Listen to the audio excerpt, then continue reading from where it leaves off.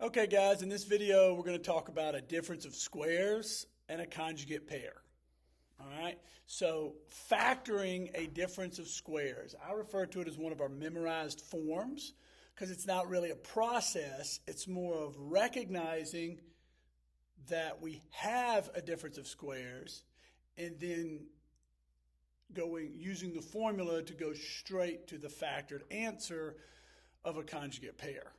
Okay, so this is a difference of squares, any two perfect squares being subtracted, and they factor into a conjugate pair, which is the same x minus a, x plus b. Same binomial, two times in a row, one with a plus, one with a minus. So why does this work? I want to kind of explain that for just a minute. You need to understand that if I'm factoring, the word factor means things being multiplied. So when I ask you for the verb, hey, factor that, I'm asking you to break it down into the things that multiply to give that to you, okay? So like if I ask you to factor 12, then I'm looking for the prime factorization of 12. So we would do things like this. Okay, so we factored the number 12. We've broken 12 down into the things that multiply to 12. And if you understand, if I were to multiply those, it would give me 12. If I were to factor 12, I would get 2, 2, 3, or 2 squared times 3. All right, well, if I have a conjugate pair like x plus 2 times x minus 2, notice they have the same terms, one's plus, one's minus. We call this a conjugate pair.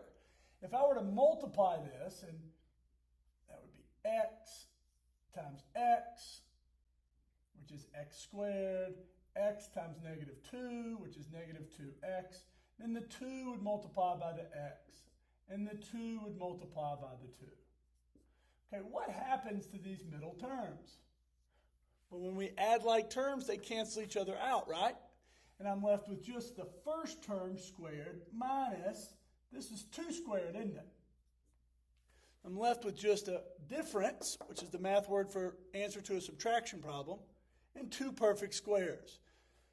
So if this is the multiplied out version of the polynomial, then we could factor it and get the conjugate pair. We could multiply and get the difference of squares, okay? So it's not one's not more simple than the other. It's just what's being asked. If I'm asking you to factor, then we're taking the 12 and we're writing this. We're taking the difference of squares and we're writing the conjugate pair. If you're asked to multiply, then you're multiplying them out, okay? So they each have their own value depending on what we need to do with the polynomial. So let's look at how to use this. So the goal is to, if I'm asked to factor and I recognize that I have a perfect square minus a perfect square, then I could jump straight to the conjugate pair. So the example would be this. Let's say if I give you x squared plus 9 and the directions say factor the polynomial or factor with the difference of squares. So what you're going to do here is recognize that we have x squared and then recognize that 9 is 3 squared. So I have a perfect square minus a perfect square, two things being squared. So now I can use my formula that says this is my x, this is my a.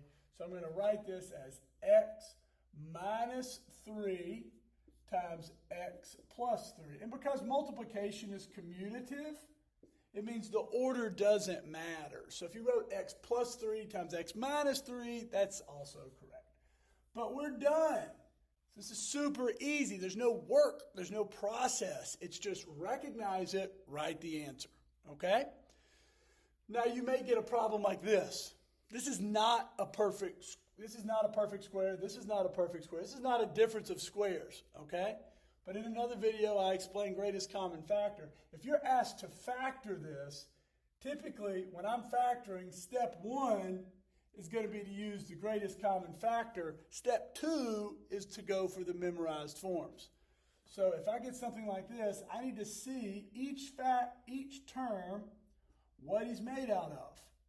Okay? This one's made out of a 2 and 3 x's. 8 breaks down into 2 times 4, which is 2 times 2. So 8 breaks down into 2 times 2 times 2. So what did both terms have in common? They both have a 2 and an x. So I can factor out the 2 and the x. And if I divide out or factor out the 2x, I'm left with x squared. If I take a 2x out here, I'm left with 4. So what I want you to notice is when we were factoring 12, and I broke it down into 2 and 6, 2 was prime, so he didn't go any further, but the 6 was composite. It can be factored further, so I had to keep going. So when I get this situation, I've factored out the greatest common factor, but what I'm left with, I have to recognize it as something that can be factored further, and I have to keep going. So I recognize this as a difference of two perfect squares. So we're back to that. We've still got the 2x factor, but this is x squared minus 2 squared. So we get x minus 2, x plus 2. All right, again, one of the big things to recognize with difference of squares is, once I've looked for a greatest common factor, if I'm wondering, is this one of my memorized forms? Is this a difference of squares? The first thing to notice is that we only have 2 terms. Anytime I have 2 terms with a minus sign, then I need to look to see if it's a difference of squares, right? So what about this situation? This is x squared squared, and 1 is equal to 1 squared, isn't it? So this can be written as a difference of squares, even though they didn't really look like a difference of squares.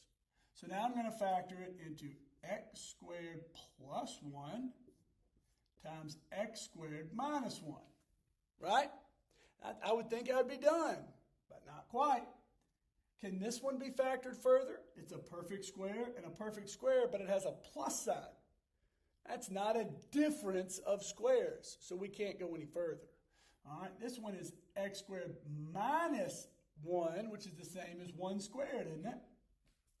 So this one is a difference of squares and can be factored further. So x squared plus 1 times x plus 1, x minus 1. See, I took the 2 roots and wrote them as a conjugate pair.